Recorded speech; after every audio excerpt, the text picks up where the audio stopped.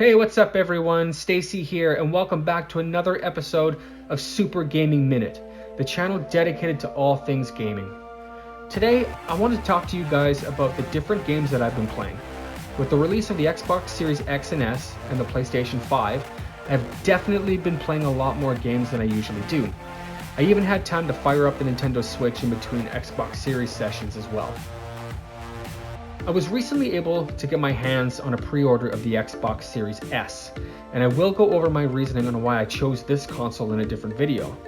And I've been enjoying it now for the last couple of weeks, which is unfortunately why I didn't get my last video on Super Mario Bros. Out on time like I promised. It's my bad, guys. My bad. Guys, whether you're a Nintendo gamer, PlayStation, PC, or Xbox enthusiast, there has never been a better time to be a gamer. And I wanted to quickly go over some of the games that I've been playing and give you my thoughts on them. But before we get into all of that, if you guys love all things Nintendo and gaming, then please don't forget to hit that like button for the YouTube algorithm, comment, and subscribe. Also, if you would like to see full video game reviews on this channel, let me know. As I mentioned to you guys in the last couple of videos, we're trying to reach a goal of 1,000 subs and could definitely use your help doing so. Alright, and without any further ado, let's get straight into things. Here's a list of the 5 games that I've been playing. Number 1, Gears of War 5. With the vast library that Xbox Game Pass Ultimate has to offer, I've definitely been able to sample my fair share of video games. Game Pass allows you to try games that maybe you wouldn't have given a chance to before and come across some very underrated hidden gems. It will also give you the chance to go back to older franchises that you haven't played in a long time. Gears of War is one of those franchises for me. Back in the heyday of the Xbox 360, I spent a lot of time with the first 2 entries in the series. One of the great things about the franchise is the ability to play through the campaign in co-op. Myself and one of my very good friends spent hours and hours going through these campaigns together. Now, although I had an Xbox One later on in life, I never did pick up another Gears of War title. And damn it, do I regret it. Now, because I was able to get my hands on a Series S console, I wanted to try and get a Series S optimized game, Gears of War 5 being one of them. In case you guys were wondering why I skipped Gears 3 and 4, which after playing Gears 5, I will definitely be going back to those titles. After a quick recap of this series to date, thank goodness, you get thrown into the action. You control JD, the son of the main character from the first Gears game, Marcus. But after the first chapter, you switch to controlling Kate. I won't go through the entire story in case you haven't played through it yet, but the basics of the story is while you control Kate, you'll be trying to uncover the secrets of her past and why she is having visions of the Locust Hordes, all the while trying to get the satellites back online in order to restore the Hammer of Dawn network. The controls, gameplay, and enhanced visuals of the third-person shooter on the Series X and S are fantastic, and if you haven't played it, do it. Maybe start with the beginning of the series and go through sequels so you have a better idea of what's going on, unlike what I've done. Number 2, The Outer Worlds. Now don't get me wrong, I know most of you guys out there have played Gears of War 5, and I know even more of you have played The Outer Worlds, but I never did.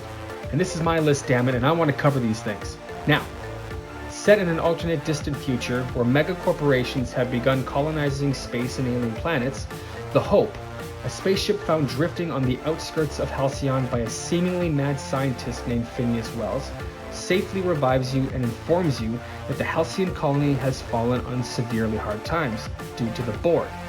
Now the Board is who see over the entire colony. Now I've only spent around 10 hours playing through the game so far, and although it mimics a lot of the visuals and a lot of the gameplay of the Fallout series, it definitely has its own charm and is a solid first-person shooter worthy to stand on its own. Although the Nintendo Switch version has been reportedly filled with bugs, the Xbox and PlayStation versions of the game run butter smooth, and I highly recommend checking it out if you haven't. Number 3, Super Mario 3D AllStars. Listen, I don't care what you guys say. Yes, it was a Nintendo cash grab. Yes, they used ROMs for the games, and yes, they could have done more with it and made a huge spectacle out of it. But I love this compilation, and I love all these games, especially on the go. I'm so happy that I can finally play these games in beautiful HD, even though, yes, I agree, they should have remade Mario 64 a little closer to that PC remake that was circling around the internet. That game is beautiful, man. I mean, at least make it widescreen. Like, why couldn't they make it widescreen? Anyway, I've spent some time playing all three of these titles, and they all have their own allure and charm. Super Mario 64, one of the first and best 3D platformers of its time, runs and plays very well on the Nintendo Switch console. Of course, since this is the first of its kind, there are a lot of little quirks that we've come to expect from the game. The camera angles can be infuriating, and the platforming can be a little on the, let's say, frustrating side. But the gameplay is dead on.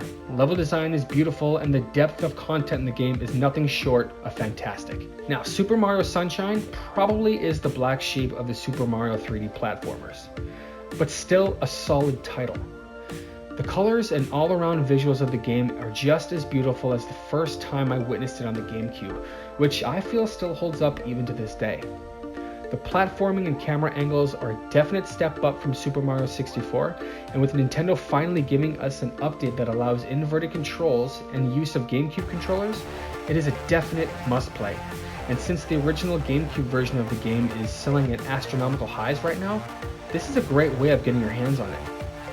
Super Mario Galaxy is renowned as one of, if not the best Super Mario 3D platformers ever.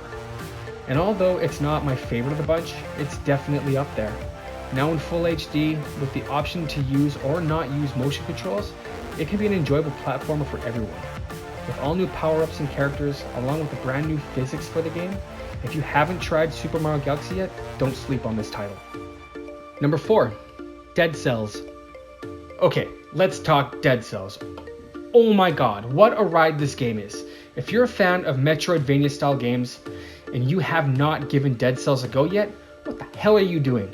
You absolutely must give this a go. If you're familiar with what a Metroidvania is, then you know that getting lost and exploring is a key component in these games. But adding in the difficulty of this game and the randomly generated levels that change every time you die, and trust me, you will die, it definitely adds another layer of depth to the style of game. And although I haven't put any more than a couple of hours into this title, I am having a blast, and I cannot wait to sit down and put some more time into it. Again, what a ride! Number 5, New Super Lucky's Tale. Alright, now if you guys have played the original Super Lucky's Tale, you know what a fumbling mess that game was. And it is super unfortunate too, because the game packs in so much charm, and I really wanted to like it. But due to the awkward camera angles and clunky controls, I just couldn't appreciate the game the way I truly wanted to. Fortunately, the developers over at Playful are aware of our previous concerns with the original and gave birth to New Super Lucky's Tale.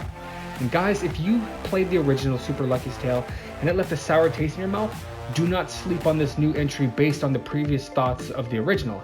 It is so much more than just a new port. With all new 360-degree camera angles, new levels, new cutscenes, as well as better fluidity and control of Lucky and his unique set of abilities, it's now a fantastic platformer. And the fact that it doesn't stick to one formula but jumps around from 3D platforming to 2D platforming to puzzle solving, it doesn't grow stale and is always exciting and a great time. Alright guys, and that's it. That's going to do it for this video. These are just some of the games that I've recently been playing. I don't usually have so many titles on the go, and to be honest, these aren't actually all of the games that I've been playing. But as mentioned above, with the recent launch of the new generation of Xbox consoles, I really want to try out a bunch of new games and really see what this new console and new generation is capable of. I've also really been taking advantage of Microsoft's Game Pass, if you haven't noticed already, and I've been trying a few of these games on PC as well, and they've been running like butter. It's awesome to have such a wide library to play across on different platforms, whether you're on Xbox console or on PC. If you guys are interested in me doing a full review on Game Pass Ultimate, the Xbox Series S, or anything else, as I said, I don't have the Series X, so relax, or even both, let me know in the comments section below. Thanks again, guys. As I always mention, I'm so very appreciative to each and every person that watches these videos, and I cannot wait to get started on the next video. Don't forget to like the video, comment down below, and of course subscribe. I really want to hit that 1,000 subscriber milestone as soon as possible, and I can't do that without your help. Thanks again, everyone. Keep on gaming.